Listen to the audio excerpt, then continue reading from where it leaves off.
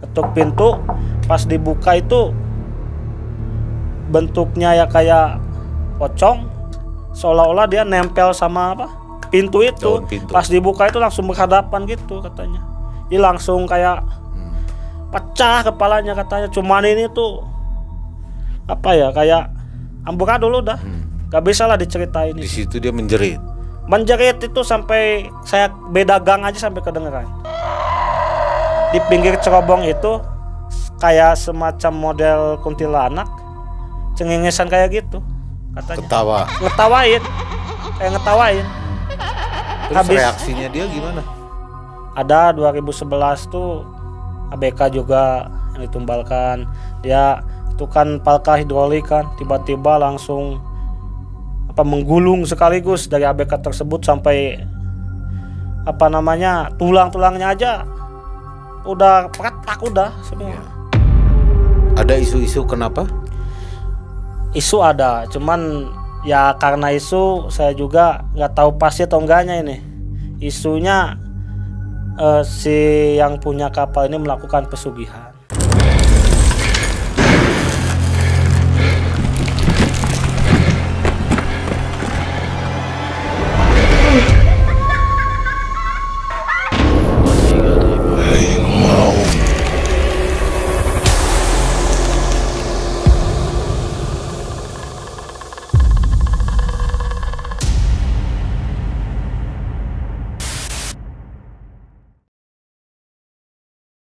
Tiba-tiba lagi nyapu-nyapu subuh 4:30 ada yang nangis katanya. Ada yang ngetawain, suara cewek tapi suara wanita. Ada suara nangis, ada suara ketawa, iya. Gangguannya gitu. Iya. Kayak gitu katanya. Terus dia kan kalau jalan ke kamarnya yang bawah itu, dia kan kamarnya di bawah sama dengan kita ini, sama BK sama kadet yang lain tuh di bawah semua tuh, paling bawah tuh.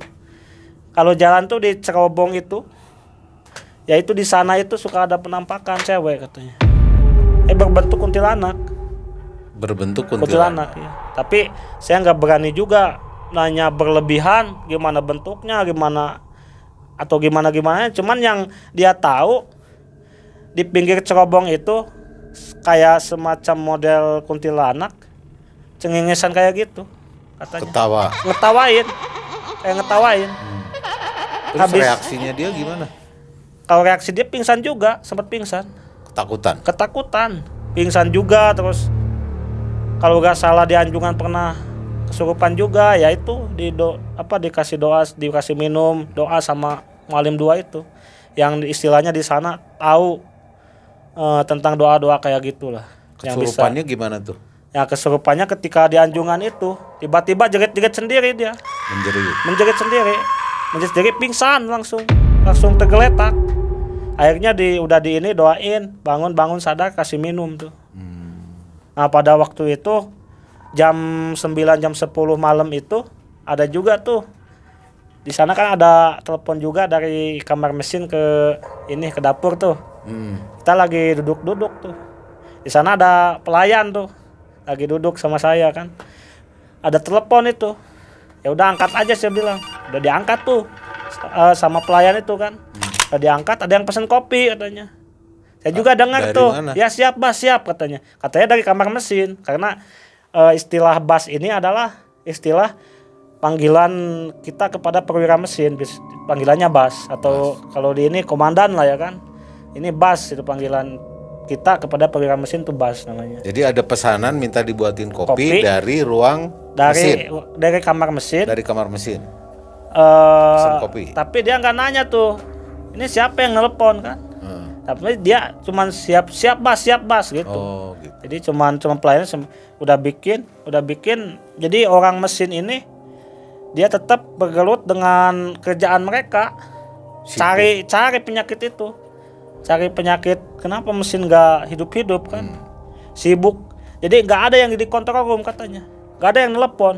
Tanya satu persatu, nggak ada yang nelpon itu. Nggak ada yang nelpon pesen kopi? Nggak ada semua sama pada sekali. Sibuk. Semua pada sibuk, boro-boro pesen kopi. Ini juga belepotan oli. Ya nggak mungkin kita katanya masuk ke control room yang sangat bersih. Di control room itu semacam di kamar mesin Cuman dia ruangan bersih untuk mengontrol ketika kapal jalan. Yang jaga tuh di situ pada duduknya.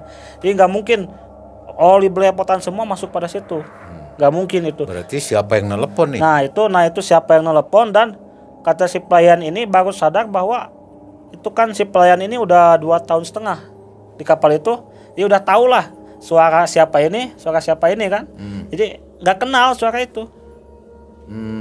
Nggak kenal katanya. Suaranya asing. Si pelayan ini turun untuk antarkan kopi tuh ke bawah. Satu tangga. Itu satu tangga ini kalau nggak salah ada 9 ini. 9 tangga lah. Jadi satu tahap tangga. Itu ada anak tangga 9 anak tangga. Nah, ke kamar mesin yang paling dasar ini sama kontrol paling di kontrol room ini ada lagi tuh tangga, ada anak tangga 9 kalau nggak salah itu. Turun Kata-kata lagi. ya segitulah, turun lagi. Pas mungkin 2 katanya atau 3 langkah, dia itu mata dia mengarah ke kontrol room.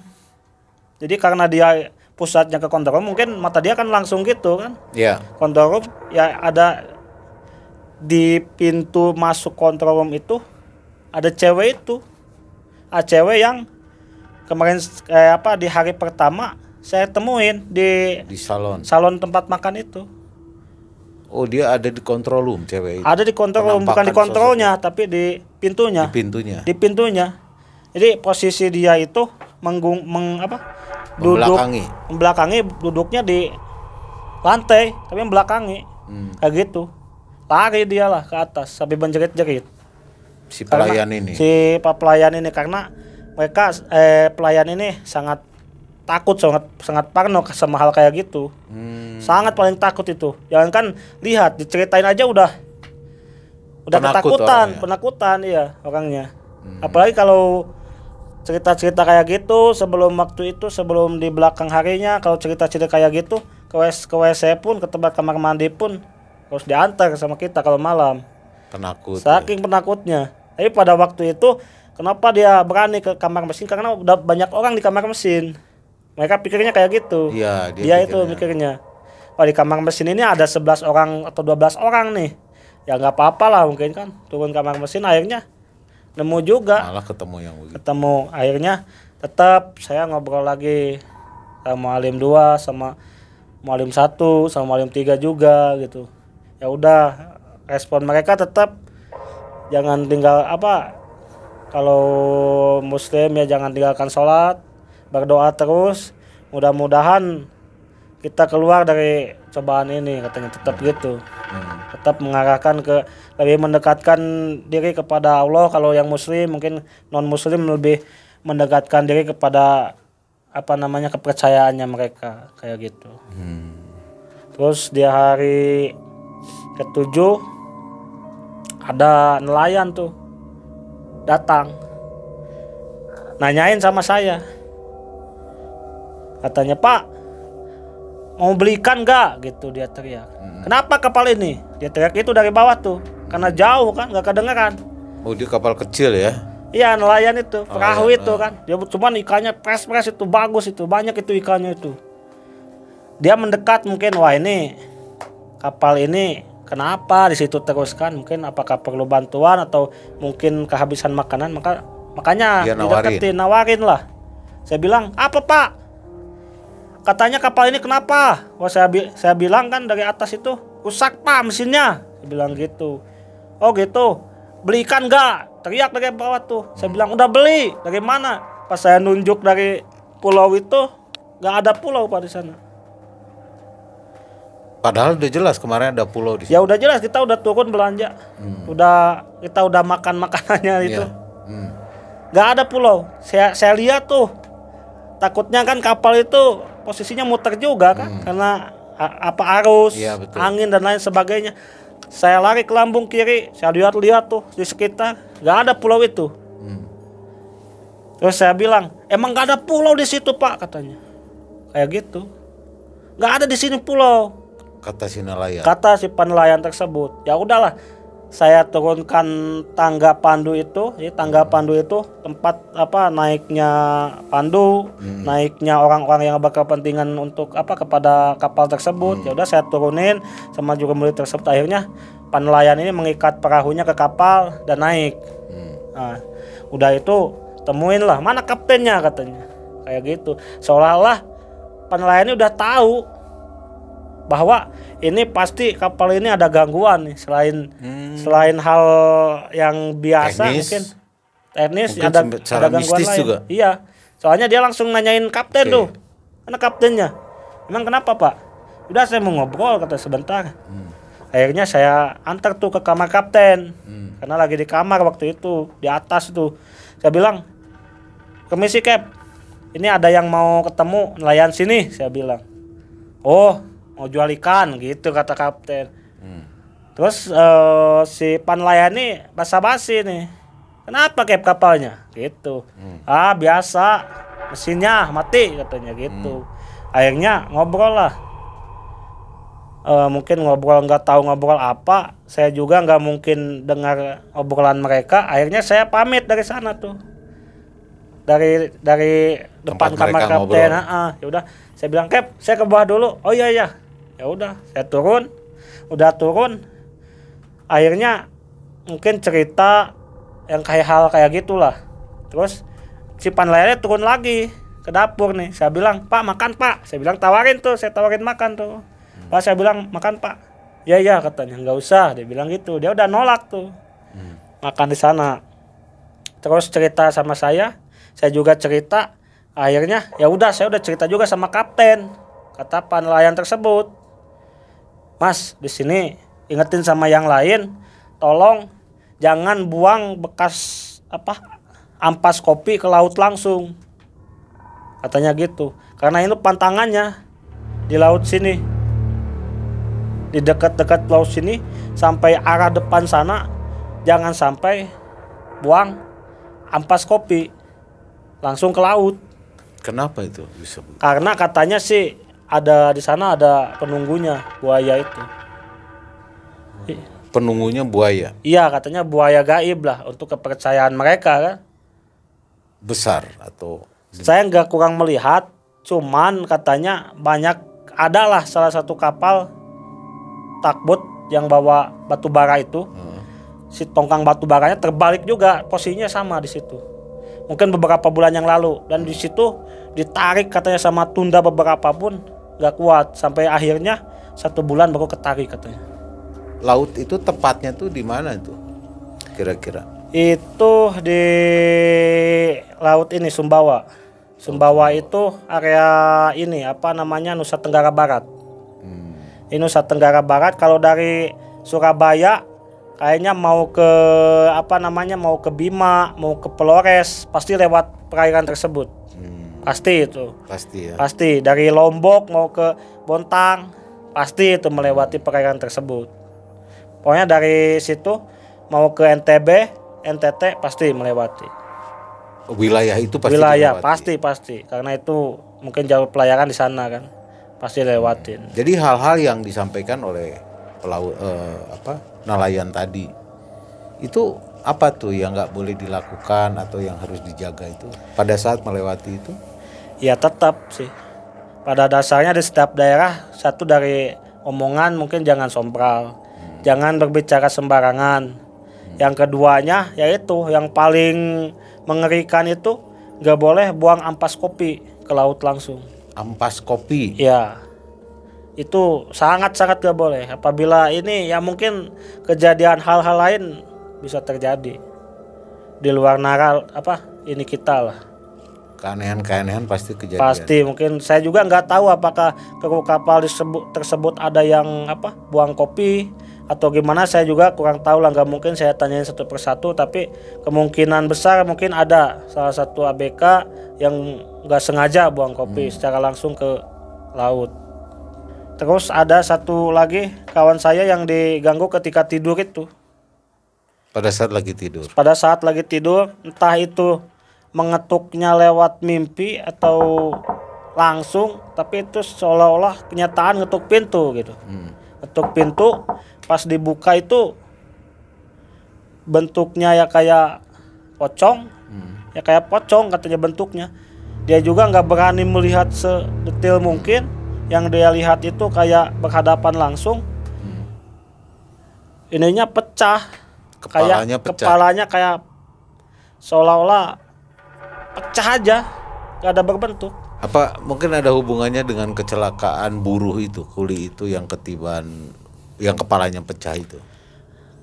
Kalau kata kawan saya sih mungkin ada, karena dari posturnya itu agak-agak kecil, mirip lah mungkin. Hampir sama, ya. Cuman kalau muka kata dia tidak mengetahuinya karena udah hancur, udah pecah, udah kepala kayak pecah gimana. Mungkin ada hubungannya kali ya. Mungkin ada hubungannya juga. Karena kan sempat kepalanya itu ketika pecah itu kan terurai. Iya. Itu kan hanya ditimbun pakai semen. Iya. Tidak terangkat, Iya. mungkin darah-darahnya. Iya. Atau otaknya mungkin berceceran. Sehingga nggak bersih, mungkin masih di situ kali. Mungkin masih di situ, tapi yang dilihat itu ya itu. Kepalanya ini pecah udah, nggak jelas. Terus reaksi teman Kang Udin tuh gimana ketika? Kalau reaksinya ya, udah nggak bisa diomongin lah, menjerit setengah mati udah mungkin. Dari menjerit itu hilang sudah. Ini itu karena ABK lain juga bangun tuh, yang di tetangga kamar itu bangun itu. Karena udah apa ya? Kita udah merasa diganggu, hampir semua orang diganggu. Ya mungkin udah hal biasa tuh. Kita mendekat semua, sampai saya yang jauh aja, kamarnya yang agak beda gang lah, beda gang itu. Saya lari itu saking kedengerannya. Saya lari ya, takutnya bukan hal kayak gitu, takut ada hal lain menjerit kayak gitu kan. Entah itu ada hal-hal lain lah yang ini. Akhirnya ya dia menceritakan ya, ketemu saya diketuk pintu, ketemu di depan, pas seolah-olah dia nempel sama pintu itu. Pas dibuka itu langsung berhadapan gitu katanya. Dia langsung kayak pecah kepalanya katanya. Cuman ini tuh kayak amburadul udah. Gak bisa lah diceritain. Di situ dia menjerit itu sampai saya beda gang aja sampai kedengeran. Saya itu beda gang, dia gang sebelah sini, saya gang sebelah sana, sampai kedengeran menjeritnya. Mungkin saking kagetnya itu, katanya langsung menghilang ketika menjerit itu. Dan itu membangunkan semua teman-teman. Hampir semua lah. Mungkin yang tidak terbangun karena kecapean. Iya. Karena kecapean, akhirnya nggak peduli. Mungkin. Saking capeknya. Mungkinnya 80% bangun lah. Bangun melihat. Tapi kalau untuk bangun aja, mungkin semua bangun sih. Iya. Karena saking kencengnya tuh. Ini kalau saya juga udah nggak tahu. Kalau melihat sosok kayak bukan takut lagi. Kayak gitu. Nah, itu kembali ke kapal tadi itu, yang bersandar akhirnya seperti apa kapal itu? Untuk nelayan kan penelayannya ngasih ngasih masukan dulu sama kapten. Itu kan kapten itu bisa komunikasi sama kantor itu ketika dia udah di pulau penelayan ini, di rumahnya. Nah, ada itu kan komunikasi tuh. Udah komunikasi, ya udahlah, di sana ada sinyal cap katanya. Kalau mau koordinasi sama pihak lain minta bantuan, kita ke rumah saya dulu. Kayak gitu. Nah, udah dari situ akhirnya kapten ini selain diberi masukan untuk menelepon kantor, menelepon bantuan sama yang lain, akhirnya dikasih masukan tuh. Kita berdoa, istilahnya kita mencari tokoh agama di sana lah. Untuk berdoa di sini supaya kapal tersebut bisa lancar lagi. Ya jalan lagi. Akhirnya kapten ini, ya ayolah kita ke darat dulu, ke rumah sampean dulu katanya. Kalau emang sudah di rumah sampean nanti kita obrolin tuh. Yang turun nih kapten, markonis, sama jurumudi satu tuh turun ke darat. Jadi sebelum itu memang masih belum ada perkembangan juga mekanik mesin ini. Untuk orang mesin nggak ada sama sekali. Nggak ada penemuan apa? Nggak ada penemuan. Penyebabnya apa nggak tahu. Cuman mungkin mereka lebih kepada mungkin dari saluran ini mungkin. Saya nggak tahu juga pasti karena saya bukan orang mesin kan. Jadi mereka betulin ini seolah-olah mungkin gitu. Jadi bukan ini yang rusak, bukan. mungkin coba inilah, mungkin dari sini, coba mungkin dari silnya lah, kayak gitu. Ya mencoba aja dicari semuanya, tapi sebenarnya untuk penyakitnya belum ketemu tuh. Nggak ketemu. Akhirnya Kapten memutuskan untuk ngikutin nelayan tadi. Arahan penelayan tersebut tuh. Akhirnya pas ikut tersebut, karena kita pun jelek komunikasi sama kita. Wah, saya juga ini sama yang lain juga ini khawatir Kapten nggak pulang-pulang ini. Nggak pulang-pulang. Kita pun pulau dari penelayan tersebut di mana nggak tahu tuh. Karena nggak kelihatan dari teropong pun nggak kelihatan, berarti jauh kan. Akhirnya di hari ke-7 mau ke-8 itu ternyata Kapten ini nginap di sana untuk mengkoordinasi sama kantor, terus minta bantuan sama yang lain. Akhirnya pada hari 9 malam itu datang sama tokoh agama di sana. Kapten datang pulang. Kapten datang ya sama yang lain, sama penelayan tersebut juga, sama ada warga 2 tetangganya penelayan ini yang ikut juga. Ada salah satu ulama yang datang. Ada salah satu tokoh agama yang datang ke sana membawa kambing. Bawa kambing. Ada kambing juga ya? Ada kambing juga. Nah, udah itu Untuk apa itu? Katanya kambing itu untuk disembelih seolah-olah untuk apa ya? Untuk syarat lah. Untuk syarat. Jadi si darahnya dibuang ke jangkar, dibuang darah semua ditampung, dibuang ke jangkar. Ya kambingnya ditaruh di situ dulu. Dan dari sana seperti Pak Ustadz, penelayan dan lain pulang pada jam 7 jam 8 malam itu. Setelah melakukan ritual lah ibaratnya. Ya istilahnya ritual lah kalau di ini kan. Ritual terus pamit langsung.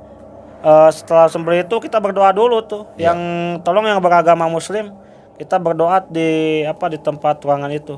Kita berdoa di tempat ruang makan kita itu. Yang beragama muslim. Akhirnya kita berdoa, udah itu selesai sekitar 7:30 jam 8 mereka pamit tuh. Mereka tidak pernah nanya tuh gimana mesinnya, coba hidup belum, nggak pernah tuh. Nggak nanya-nanya ke situ ya? Nggak nanya itu. Nggak masa bodoh, yang penting mereka tuh udah beres, udah pada pulang kayak gitu. Tapi si penelayan ini tetap katanya besoknya mau ke situ. Mau datang lagi? Iya, penelayan tersebut sangat peduli sama kita. Mungkin umurnya sekitar 40 tahunan lah. Sangat-sangat peduli itu. Bahkan di hari esoknya dibawain buah-buahan kayak kelapa lain sebagainya. Dari penelayan tersebut untuk kita. Biar mungkin pres atau gimana kan kita di situ. Dan dibawain bahan makanan juga untuk koki dan kru kapal kan. Nah, dari itu di hari ke-9 itu dari jam 4 sampai jam 2 siang itu mesin tuh disetat terus. Mencoba untuk dihidupkan. Bayangin aja dari jam 4. Itu pun posisinya nggak tahu apa yang rusak. Orang nggak ketemu kan. Coba aja disetar. Akhirnya jam 2 siang itu nyala.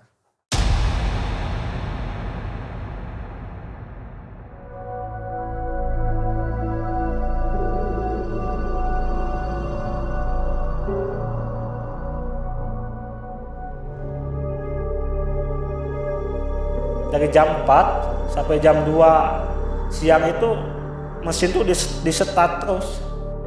Itu pun posisinya nggak tahu apa yang rusak. Jam 2 siang nyala. Akhirnya nyala pada jam 2 siang itu. Akhirnya nyala. Terus seperti biasa orang persiapan, orang mesin persiapan juga, terus beres-beres dan lain sebagainya. Akhirnya dari situ kita ngangkat jangkar di sana. Besok pagi hari ke-10-nya. Besoknya pagi, enggak langsung jam 2 itu. Karena pertama kita koordinasi juga sama penelayan, terima kasih juga sama yang udah membantu kita. Terus yang keduanya persiapan itu ini. Terus orang mesin juga mungkin persiapan semua segala macam. Akhirnya subuh jam 5 atau jam 6 kita baru berangkat ke tujuan pelabuhan selanjutnya ke Kalimantan Timur. Akhirnya dari sana kita berlayar selama 3 hari. Kita berlayar 3 hari lebih lah, 3 hari perjalanan lebih. Jadi total, kalau di total sama berlayarnya mungkin 14 hari lah. 14 hari ya? Jadi yang 10 hari ini yang rusak di situ aja, yang kita diam di situ 10 hari. Waktu terbuang 10 hari ya? Waktu terbang 10 hari. Waktunya. Kalau untuk berlayarnya sama berlayarnya mungkin 14 hari. 14 hari. Jadi setelah perjalanan 14 hari alhamdulillah kita sampai ke tujuan. Sampai ke tujuan berlabuh dulu, nunggu antri sandar. Akhirnya di hari ke-17 lah dari perjalanan tersebut kita sandar muat di pelabuhan di Bontang untuk muat pupuk. Alhamdulillah dari sana perjalanan gak ada kendala lagi. Setelah dari situ balik lagi. Dari situ kita ke Banjarmasin. Banjarmasin. Iya. Dari Banjarmasin ya karena udah aturannya perbaikan kapal, akhirnya kita perbaikan kapal di salah satu docking di di Jawa Tengah, di Semarang. Di Semarang. Iya. Akhirnya dari sana ya kita perbaikan kapal dulu. Karena udah ada. Tahun berapa tuh? 2016. 2016. Iya. 2016-an. Sampai sekarang masih ada, masih di situ kapalnya. Untuk kapal sekarang katanya ada di Surabaya, di Madura, berlabuh dan tidak ada krunya, kosong, tidak ada kru sama sekali. Jadi kapal ini kapal bisa dibilang udah besi tua, tinggal motong aja. Oh, nggak beroperasi lagi? Tidak ada operasi lagi. Tapi bukan karena sebab itu, bukan. Karena perusahaan kami sudah bangkrut. Sudah tidak bisa menggaji pelautnya atau karyawannya, sehingga kapal itu nongkrong di Surabaya, akhirnya mau dipotong katanya. Tapi sekarang posisinya masih berlabuh di daerah Surabaya atau daerah Madura sana. Katanya sudah menjadi besi tua, udah kusam, udah bukan berbentuk kapal lagi lah, kayak gitu. Kenapa bisa begitu?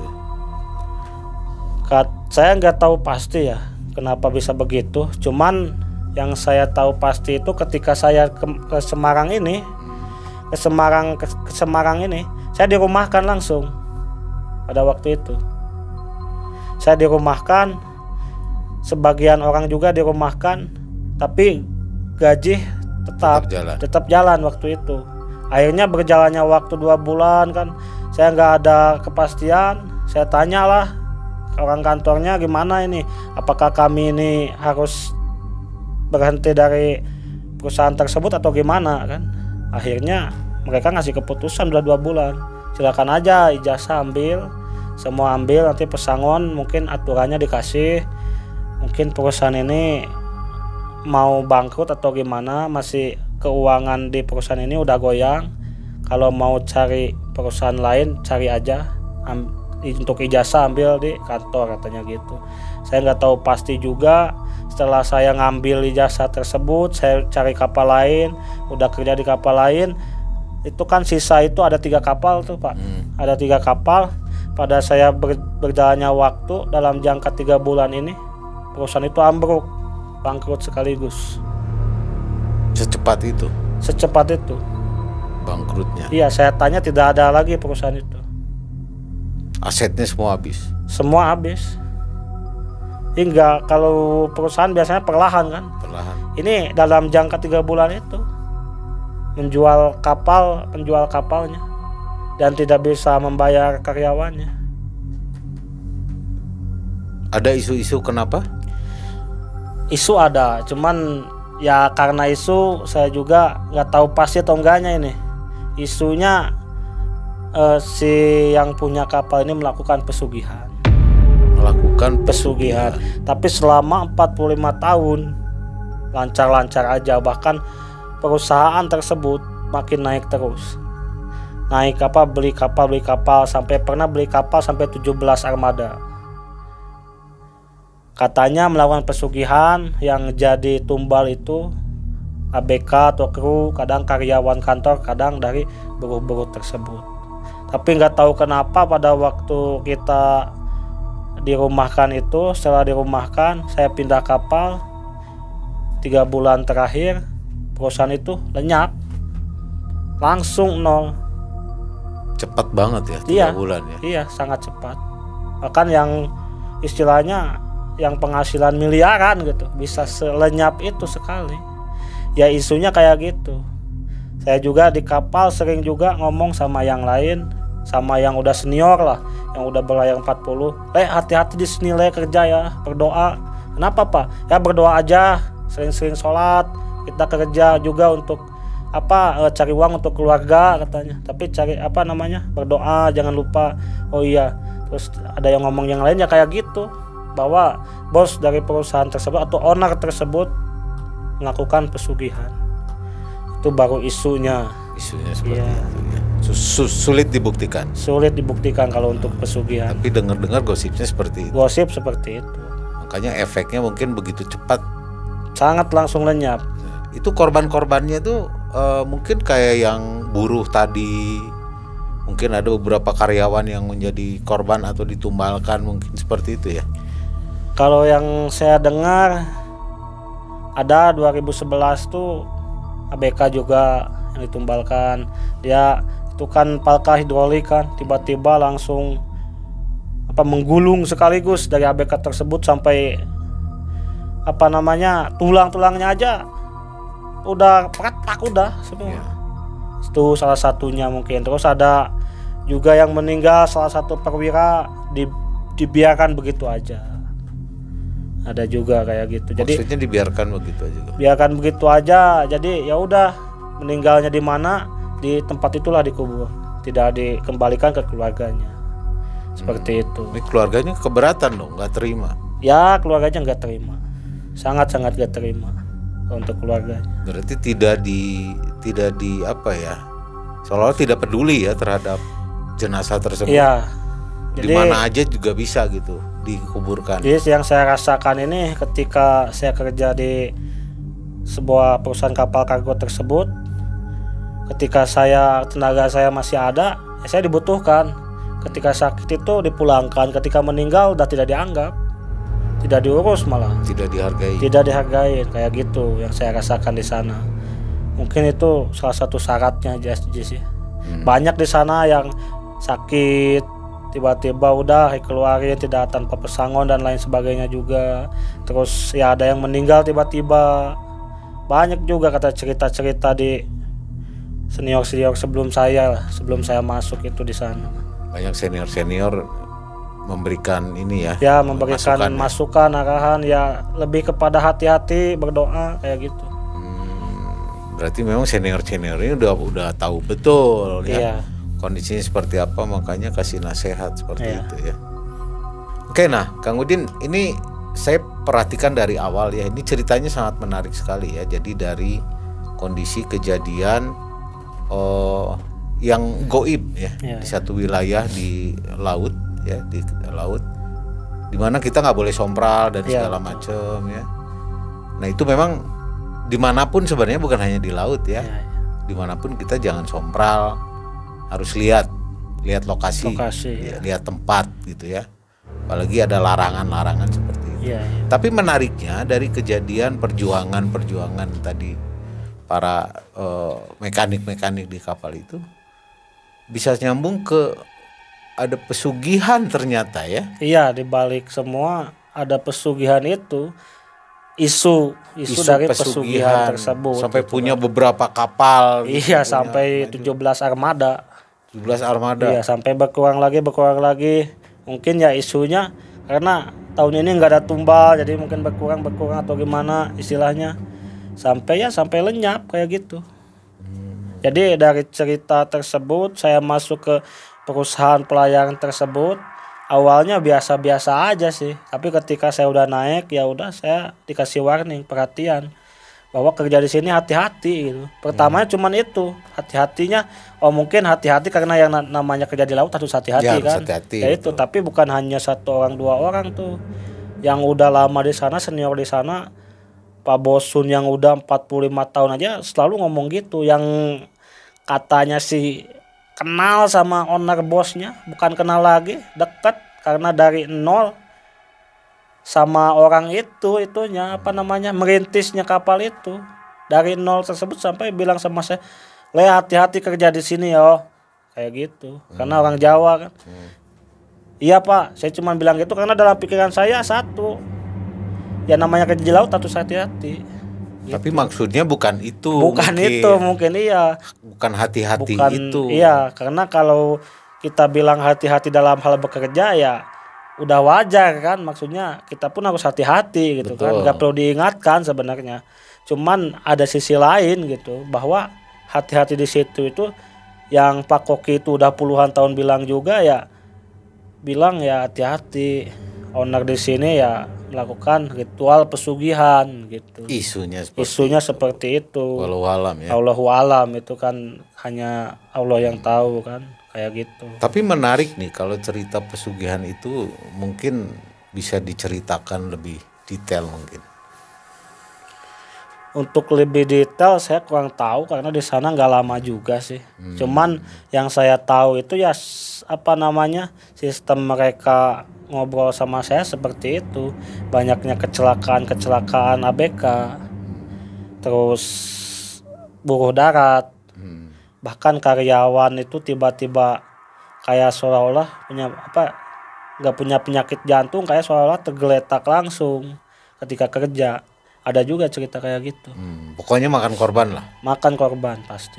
Makanya itu makna dari hati-hati itu mungkin. Iya, bisa jadi kayak gitu. Kalau kerja memang harus hati-hati, iya. Tapi hati-hati yang disampaikan itu adalah hati-hati jangan sampai jadi tumbal. Mungkin begitu kali ya. Mungkin bisa jadi seperti itu.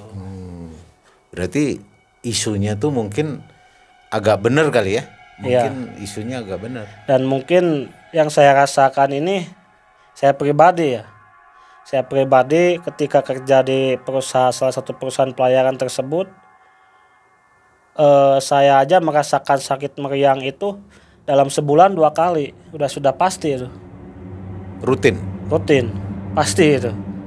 Tapi kan kita alasannya di ruangan ber-AC, di tengah laut, terus tidak menghirup udara darat, terus saya diamnya kalau habis kerja di kamar terus, mungkin alasannya lebih ke sana. Cuman yang saya bisa perhatikan nih rutin. Gak enak badan sama meriang nih pasti dalam sebulan 2 kali. Ada aja. Bukan saya aja. Dalam artian orang kan jarang sebulan sekali sakit. Ini dalam sebulan nih meriang 2 kali. Meriangnya sangat ini. Meriangnya. Kayak gitu. Bukan saya aja yang ya? Iya. Berarti fix ya, seolah-olah memang udah. Iya, kalau jadi udah gitu. Jadi pastilah kalau meriang ini 2 minggu sekali lah. Entah itu 4 hari 5 hari. Ya mungkin sih berpikirnya mereka ya karena kerja capek. Karena saya dulu sebagai kelasi ya perawatan kapal juga, kayak ngecat, ngetok dan lain sebagainya, kepanasan. Terus kehujanan juga, namanya kelasi kapal kan. Cuman di sisi lain juga kok bisa terjadwal kayak gitu. Bukan hanya saya aja. Ada oiler juga kawan saya yang dekat sama saya ya kayak gitu juga bercerita. Di sini sakit kayak udah dijadwal gitu. Tapi alhamdulillah ya. Alhamdulillah lebih dari itu enggak pernah. Masih diberikan kesempatannya, masih dilindungi ya. Masih dilindungi.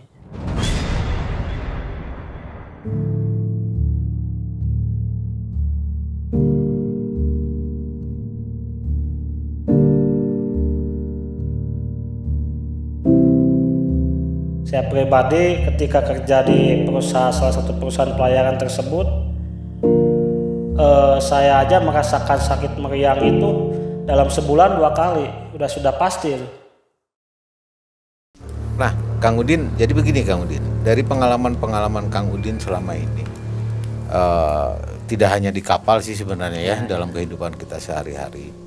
Tapi di tempat-tempat yang umumnya misalnya kayak kapal di laut, di danau, dimanapun gitu ya, di hutan. Ada nggak pesan yang mau disampaikan ke sobat MM sekalian nih? Mungkin pesannya adalah dimanapun kita berada, apalagi kita sebagai tamu di daerah tersebut, mau di hutan, di laut, di gunung dan lain sebagainya.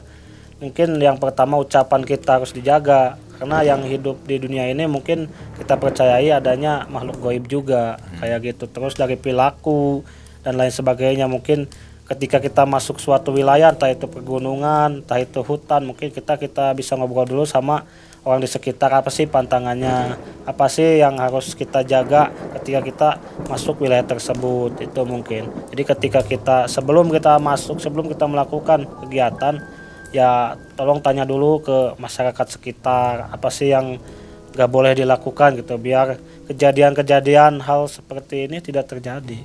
Betul. Seperti itu.